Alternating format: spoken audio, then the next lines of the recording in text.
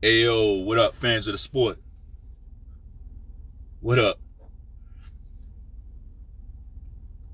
It's Lamech with Selah Sports TV, back at you with yet another one. Um, we got the big fight. Uh, it's over in Japan, so I just wanted to make sure I got this video out because I know the fight is on Tuesday. Um, and I just wanted to get this fight out. I didn't want the time because it's coming at a weird for us. It's coming at a weird time. Like we usually don't get fights on Tuesdays, right? But the fight is coming at a weird time for us over here, so I wanted to make sure I got this prediction video out. Even though, like, make a long story short, I have no idea who's going to win this fight, but I do have lots of opinions about it. Right? It's not for lack of effort, not for lack of research. It's just a tough fight to call. Very, very, very tough fight for me to call.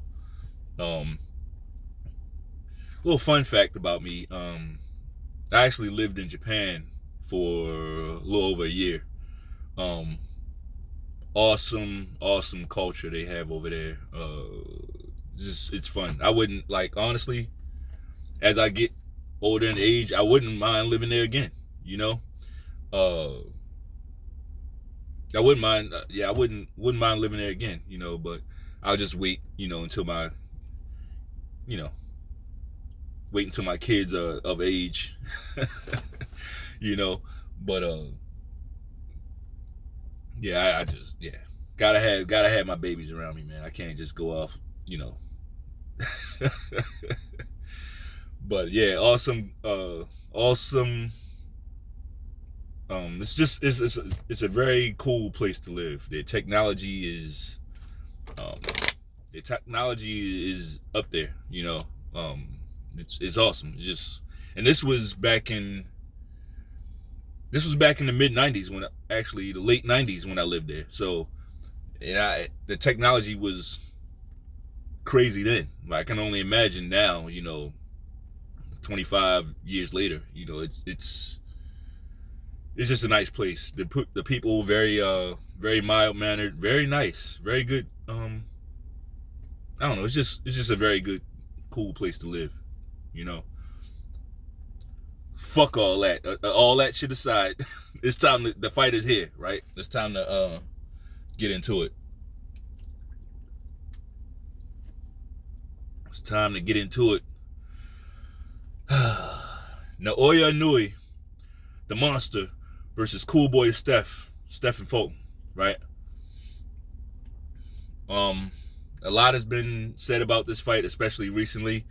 Gotta thank the trainer, right? Because this fight was kind of ho-hum. We was just drifting to it, and he's added a little bit of spice to it, right? He's added a little bit of spice. Unfortunately, over here in this country, there's a lot of racial tension, right? I'll just say that. It's a lot of racial tension across the board. Racial tension is across the board. You can almost see it, You can almost see it. It's pretty fucking toxic, right? But I guess that makes for good business, Well, in boxing, I guess that makes for good business in boxing, right? To get that tribalism, right? To get that tribalism going, right? Sound like so. I'm just putting on that fake Nick Wright sounding motherfucker. I'm doing that. So sometimes the tribalism is good. Honestly, I don't see a time when tribalism is bad. Like, I don't see it. It's never, tribalism is never considered bad when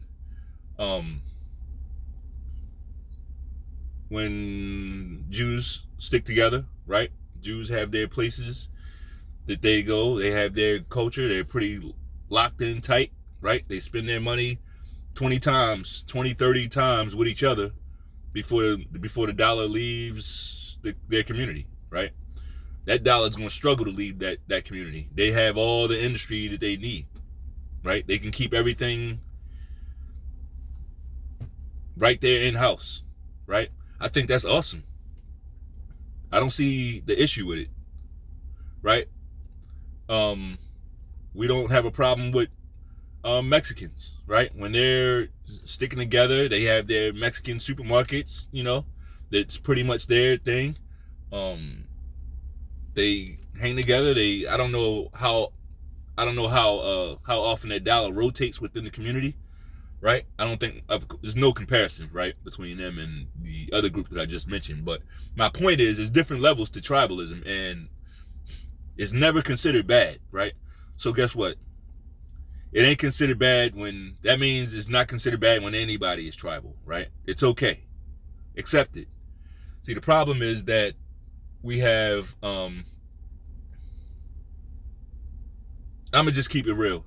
A lot of niggas get squeamish when you get accused of being tribal. Like, y'all back away from it, right?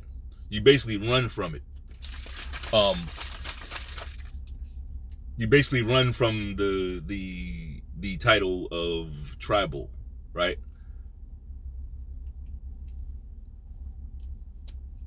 If that's your thing, hey, knock yourself out. Here's my thing. I'm an Israelite, so my tribalism is probably not going to look like your tribalism, right? See, as an Israelite, I understand that this is a boxing video, right? But I'm just gonna sometimes these worlds, they collide. And when they collide, I would be remiss if I just did all I could to separate the shit. No. Things collide, and we gotta deal with it the way it is, right? So my point is, as an Israelite, it's not about, my tribalism doesn't get summed up down to race, right? My tribalism is more spiritual, right?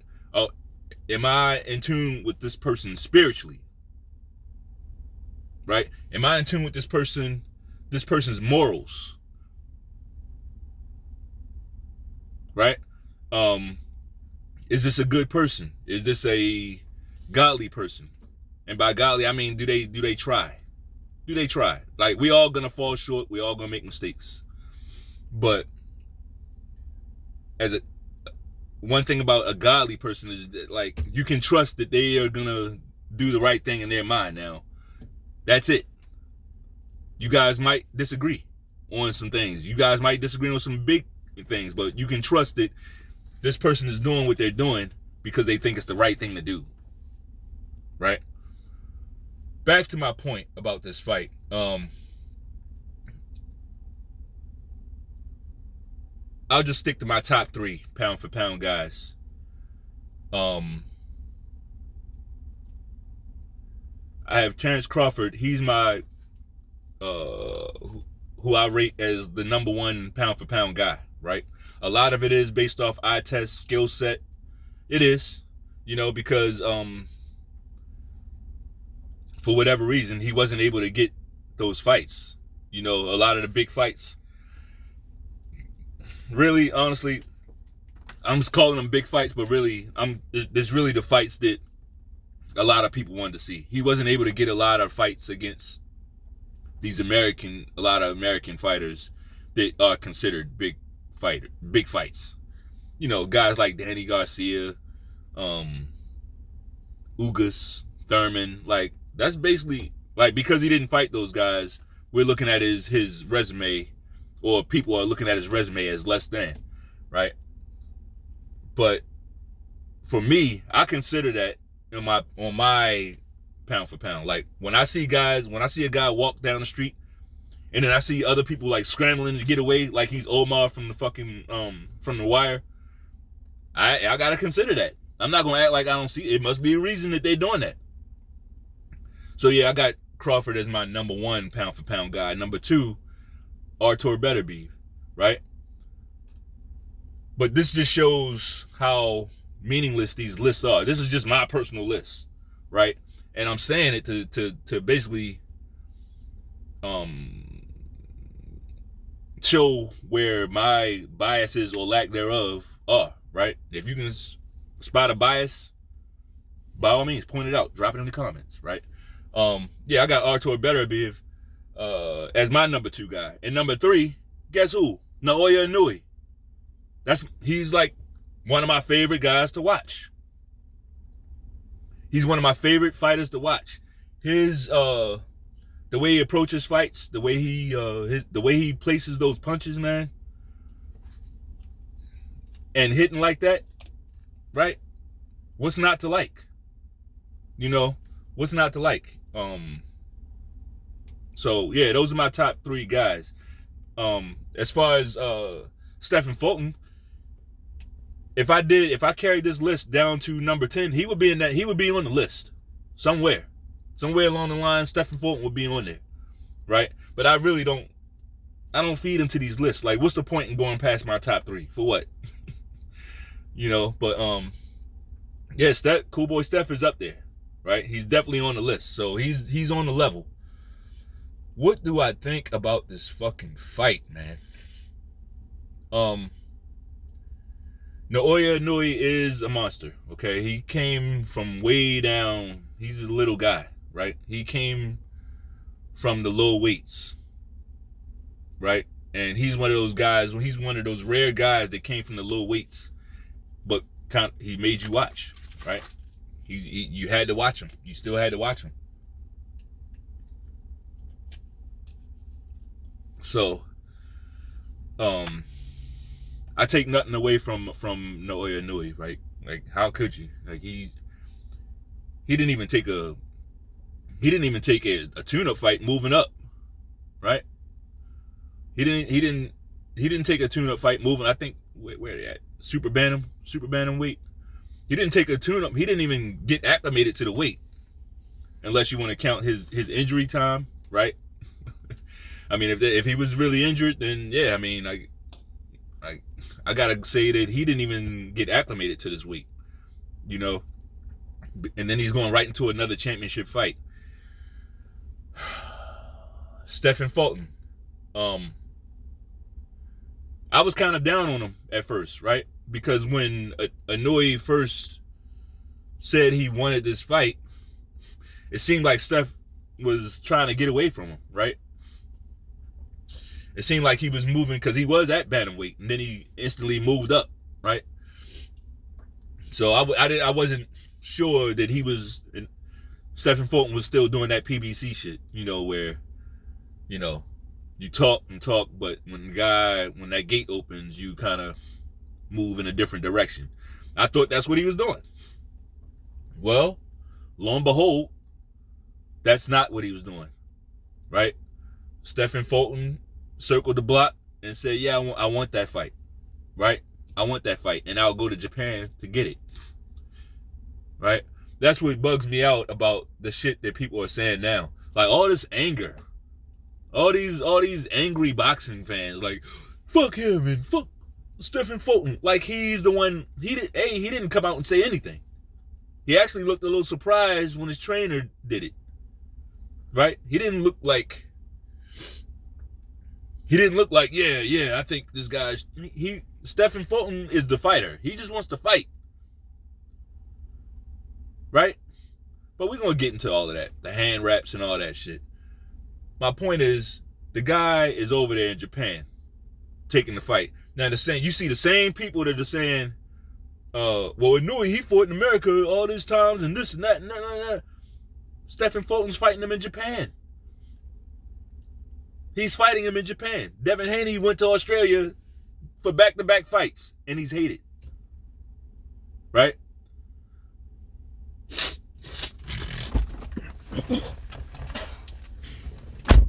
He's hated.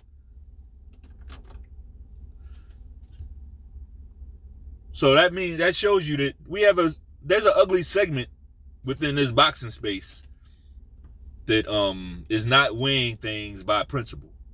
They're saying one thing, but it's not an even scale with them. You know, they give Lomachenko, Usyk, they give all these guys credit for fighting in America, But then when American fighters go over there and fight, they're not getting the same credit. You know, they're giving guys credit for moving up in weights, saying, oh yeah, he's chasing greatness. But then when certain American fighters move up in weight, right, taking on challenges, they're not getting that same respect. I'm not bitching about it. That's the difference between me and you. Like, it's not, when we see the shit, we just gotta peep it and follow that shit in whatever category that it goes. Like, okay, they on some bullshit, right? But as far as us, it can't change our fucking mind. We just know how to follow it now. From here going forward. So it's like, all right, if we're not gonna be seen on the same scale, if no matter what we do, motherfuckers gonna hate anyway, let's just own that and accept it. Internalize it. Like, I survive life by internalizing things. That's how I survive this long in life. Right? Because when the going gets tough, I'm gonna get tougher. Like, whatever situation is going on, I'm gonna raise my level to meet it. I'm not gonna protest, right? I'm not gonna protest. I'm not gonna shy away. It's like, okay, and it's not, honestly, in war, it's not even about, oh, this person said this about me, let me rush into a war. Like, no, sometimes it's best to say, oh, they on some bullshit. Okay. Let's prepare, right? Let's put our chips together, right? Let's get our ones up. Now that we know, right? So that we can plan properly, plan for success. Rushing off in the war, a lot of times people see it as courageous, but it's really not. A lot of times that's the cowardly move, because you know you ain't got a shot in hell to win this thing, and you just running off into it, like trying to end it all. It's like almost like a suicide, right? I know. I'm speaking like I'm speaking like this is some double entendre for your ass, right? But my point is, this shit applies to sports, it applies to business, it applies to life, it applies to relationships, right? That's why I'm speaking about it like this, because if you can get the concept, it really doesn't matter where you are, right? The concept applies to sports. The concept applies to business. The concept applies to relationships, right? It applies to social interaction. It applies. It's not an itemized thing, right?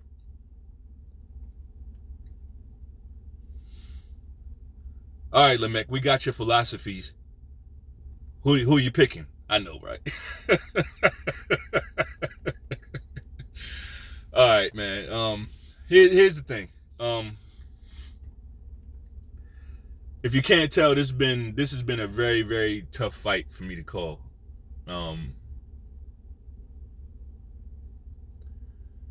If I break down these styles, I gotta break down Monster Inoue as a boxer puncher, right?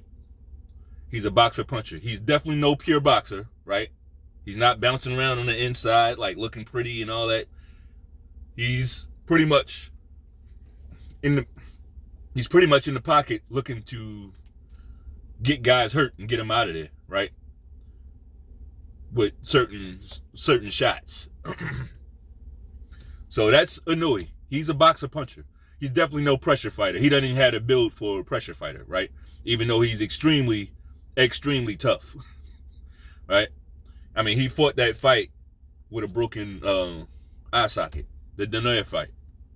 Naoya broke his damn face, and he gutted through it and won the fight. Right? So the guy has tremendous, tremendous heart. Nobody can take that away from him. Right? As for Stephen Fulton, Stephen Fulton style, I would sum up as a pure boxer. Right? He's gonna be on the outside. He's gonna be using his jab and keep you on the outside of his punches, and keeping you at the end of his punches, and taking certain opportunities to drop that backhand, right? He's not gonna be constantly doing it though, right? He'll take certain chances to drop in that backhand on his opponent. So we got your counter puncher versus your pure boxer, right? For those, if you know, certain styles match up better with other ones. Usually, it works in a cycle. Usually works in a perfect cycle, right? And what do I mean is your pressure fighter is usually going to be a bad matchup for your pure fighter. Your pure boxer. Your pure boxer is usually going to be a bad matchup for your boxer puncher, right? And usually your boxer puncher is going to be a bad matchup for your pressure fighter, right? That's usually how it works. Now, the times when that dynamic can be transcended is when a certain fighter with a certain style raises his level, right? Because levels matter too. It's not just about the style. It matters what level you are at that style, right? If I'm a level 5 pressure fighter and you're a level 2 boxer puncher, right? You got the style to fuck with me, but your level is like nowhere near good enough, right? And the same with all the other styles. So what do I think in this fight? Well, what I think is Stephen Fulton is the pure boxer, right? He's going to be on the outside, setting traps, throwing jabs, keeping his lead hand busy, with the occasional backhand. And Monster Inoue is the counterpuncher in the pocket looking for a shot, right? Looking to get something clean in, right? Who remembers Inoue's last fight? Now, this guy is no comparison to, I can't even remember his name, but he's no comparison to Stephen Fulton, right? But that guy did fight a pretty negative fight, and it frustrated Inoue. For most of that fight, it frustrated him. He had to wait until that guy basically, his legs slowed down all the way before he got him out of there. He did. He eventually got the guy out of there.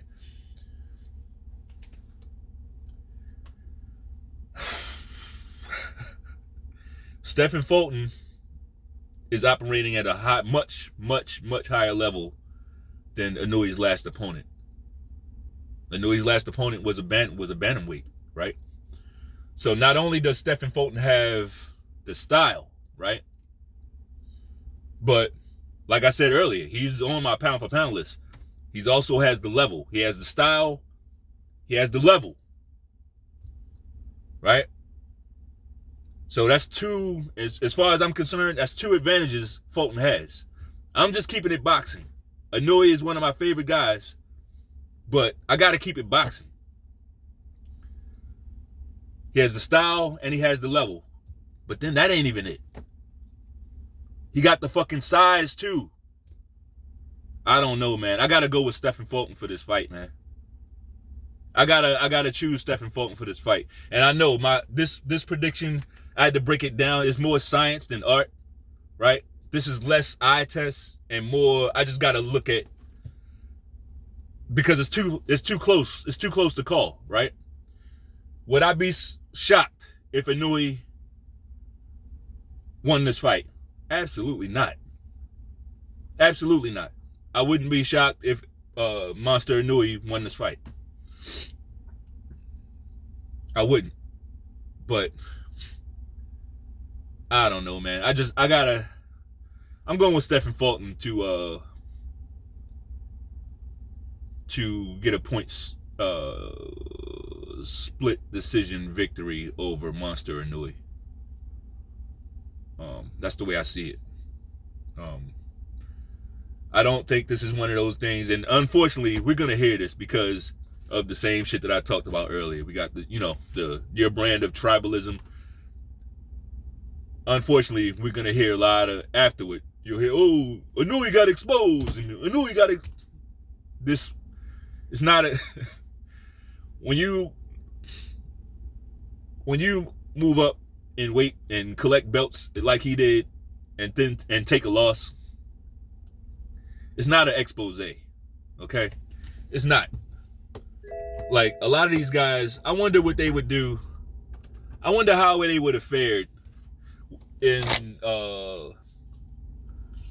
Sugar Ray Leonard and Thomas Hearns and Roberto Duran's era. How would y'all have been, like, if the internet was back then and you were around, how would you have reported that?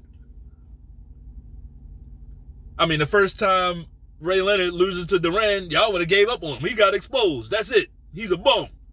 Overrated. All this stupid shit. Something about the way we, like, this internet shit it's you gotta purge that, and this could really go, I could really do a whole video about this, but you gotta purge that microwave society type of thinking, like instant gratification. That's not how it really goes, right? Like, you might have got fired from a job 10 years ago. Does that mean that you're still that same employee now? No, you learn from things and you get better. You learn how to behave on the job, right? Whatever you went through. I'm just using that example. You might have been married before, right? And you might have cheated on your first 2-3 wives and got divorced, right? You might have did that. And then you learn from your fucking mistakes, right? And you become a better husband or a better wife. Like, this idea that we just flush people down the fucking toilet, like, instantly. Like, imagine Hagler and Hearns and having the internet around back then. Y'all would have crucified Thomas Hearns. But look what he went on to do after that. Look at Thomas Hearns' career after the Hagler fight. Thomas Hearns had an awesome career. Awesome career. I mean, the way he was able to move up and beat guys. Beating young guys. We give up on people too fast. I'm not going to get into that, but I will say this. I got Cool Boy Steph by a very razor thin split decision in a great fight. So I'm looking forward to seeing it. Drop your predictions below if you drop who you think is going to win the fight, right? Whatever comments you guys have, I really appreciate it. I try to respond to each and every one of them in some way or form. So I appreciate you guys coming around. But if you really want to support this channel, share it. Share this channel, share this video. It's the regular shit. Hit the like button. Like, all that shit, it counts. It really does. That's really the currency of YouTube. I would much rather you share the channel, hit the like button, than to send me cash apps, right? I'm just trying to grow the channel right now. Organically, right? Because I could grow this channel by saying a bunch of stupid shit that I know certain segments would agree with. I could race hustle. I could do this. I could be a anti-race guy, right? Go against my own. Like, it's a market for all that shit. But I'm an Israelite, bro. I don't do that. You getting real takes over here. So yeah, go ahead and if you like the video, shit, I want you to throw that uppercut, and then follow with the right hook, right? This is only if you southpaw. Southpaw, I want you to throw that uppercut and then follow with that right hook, right? Get the like button the fuck up out of there. Peace.